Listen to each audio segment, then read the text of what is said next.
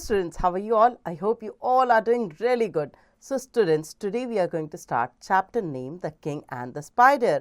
So ये chapter जो है इसमें हम पढ़ेंगे एक किंग और एक स्पाइडर के बारे में कि कैसे किंग को एक स्पाइडर से प्रेरणा मिली. ठीक है, बिफोर दैट हम एक समरी रीड कर लेते हैं ताकि हमें ये पता चल जाए कि इस चैप्टर में हमें क्या पढ़ने को मिलने वाला है. The story is about a king who learns a lesson from a spider. जैसे मैंने आपको बताया था, the king was hiding himself from his enemies, meanwhile he see a spider. The spider had taught him to try until he reached success. So, king ने एक lesson सीखा. एक lesson सीखा किससे? एक स्पाइडर से. स्पाइडर ने उसे क्या शिक्षा दी, क्या सीख दी? वो ये दी कि तब तक ट्राई करते रहो जब तक तुम्हें सक्सेस नहीं मिलती.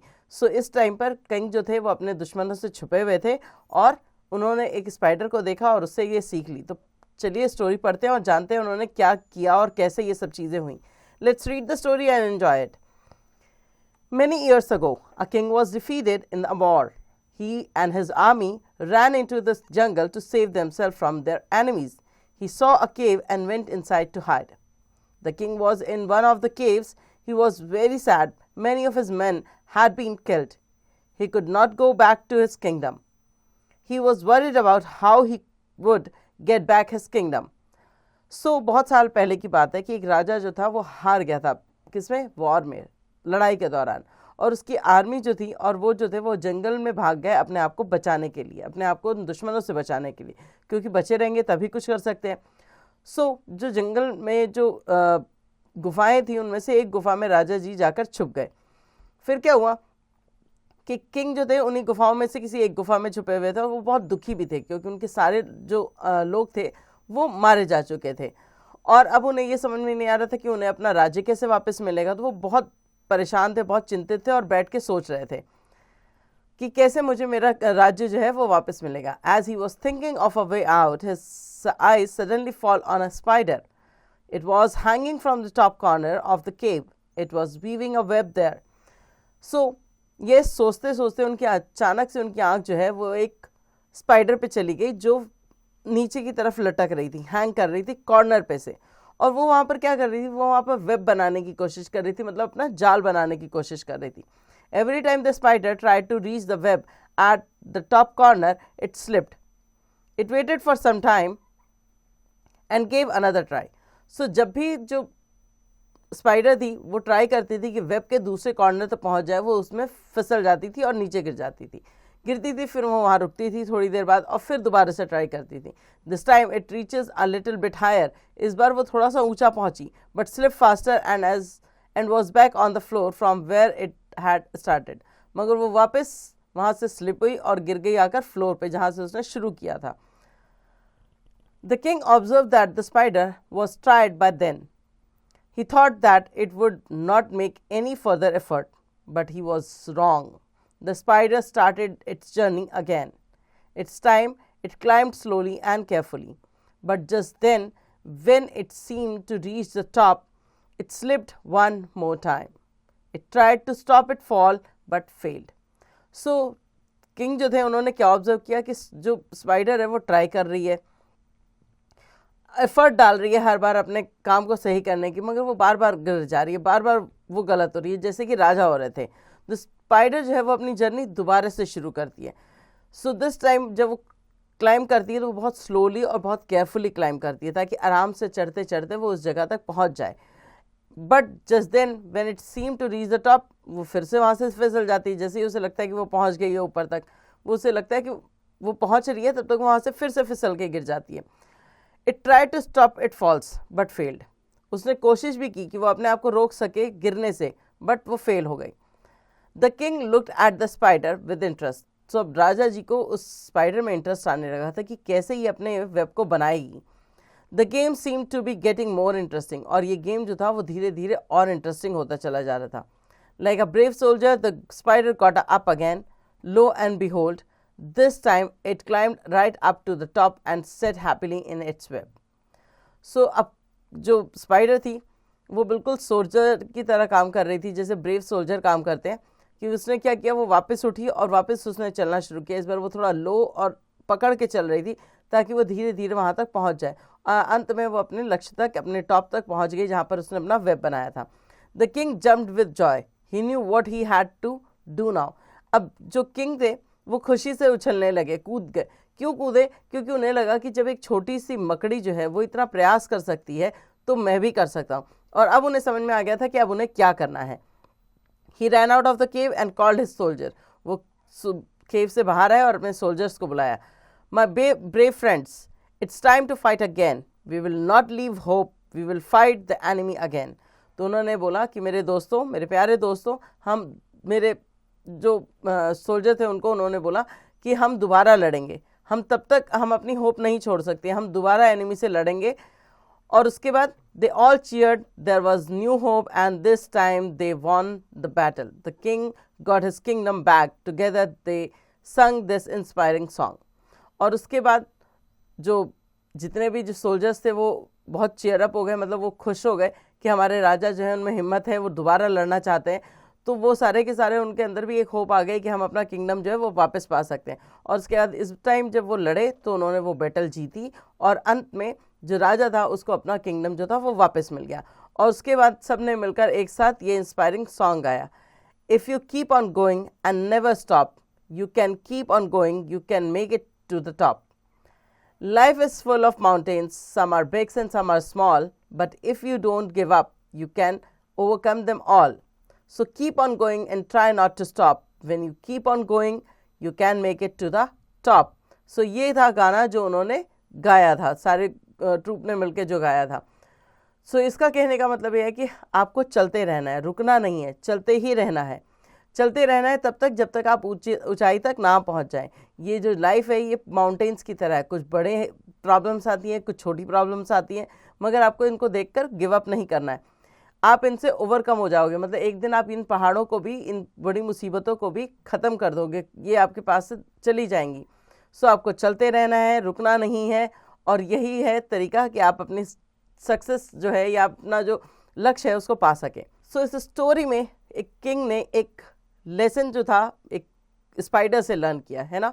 सो इस स्टोरी में जैसे किंग इतना बड़ा राजा जिसने इतने बैटल्स देखे, क्या क्या चीज़ें नहीं देखी होंगी, उसने एक स्पाइडर से इंस्पिरेशन ली और अपने लक्ष्य को पाया। वैसे ही आपको भी इंस्पिरेशन लेनी चाहिए अपने आसपास। जैसे चींटी भी होती है, उसको भी आपने देखा होगा कितनी बार दीवारों पे चढ़ती है, कितनी बार गिरती है, मगर जब तक वो अपनी जगह तक नहीं पहुंच जाती वो हारती नहीं है।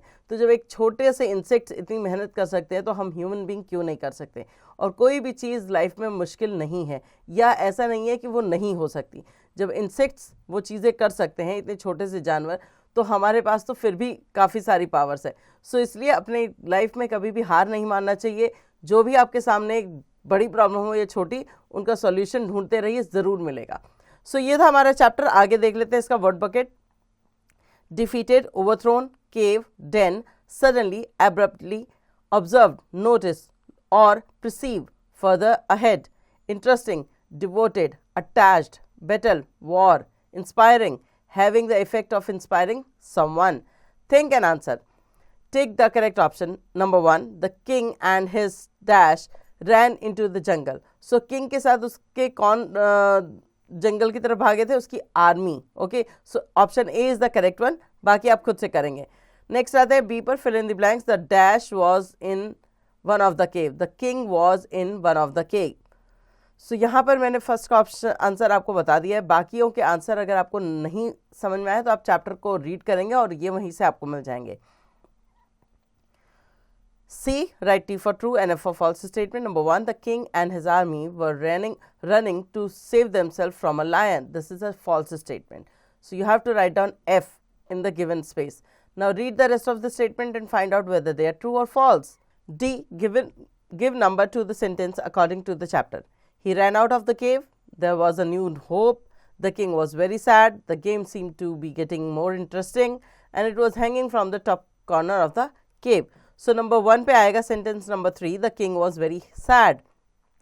Number 2 पे आएगा it was hanging from the top corner of the cave. So number 3 पर आएगा आपका the game seemed to be getting more interesting. Number 4 पे आएगा there was a new hope and number 5 पे आएगा he ran out of the cave. जब उनको एक आशा की नई उम्मीद दिखी तब वो अपने केव से बाहर आ गए। ठीक है, आगे चलते हैं ई पर। Answer the following question. Why was the king worried about? So king किस चीज़ के लिए चिंतित थे? आपने चैप्टर में पढ़ा था कि जब किंग जो थे वो किस चीज़ के लिए चिंतित थे कि उनका जो किंगडम है वो वापस कैसे मिलेगा, है ना. So king was worried about how he would get back his kingdom. Okay, so इसका आंसर ये है. बाकी क्वेश्चंस को आप रीड करेंगे और इन सब के आंसर्स आपको इसी चैप्टर के अंदर से मिल जाएंगे. ओके, आगे बढ़ते हैं. Values inside. Right the inspiring song sung by the king and his courtier and tell what do you learn from this. So ये जो सॉन्ग लिखा हुआ है यहाँ पर, ये आपको यहाँ पर दोबारा लिखना है जो किंग और उसके कोर्टियर्स द्वारा गाया गया था, और आपको बताना है कि इससे आपने क्या लर्न किया. Now the grammar stroke, reading and writing skill. A, fill in the blanks with at, to, in, into, with, near, under. use one word only once. ठीक है, सो आपको इनमें से एक ही वर्ड को इस्तेमाल करना है एक टाइम पे. Number 1, Kapil played dash his friend. So Kapil played with his friend, यहाँ हमने विद का इस्तेमाल कर लिया. ये है आपके प्रीपोजिशंस जिनको आप इसमें यूज करेंगे. Okay, now moving to next, number B, fill in the blanks with suitable describing word that take word from the box. आपको यहाँ बॉक्स दिए गए हैं डिस्क्राइबिंग वर्ड से. ठीक है, आपको इनको यूज करना है इन जो सेंटेंसेस आपको दिए गए नीचे उसमें. Cricket is my favourite game. ठीक है, so cricket is my favourite game. Game को आपने डिस्क्राइब किया किससे? फेवरेट से.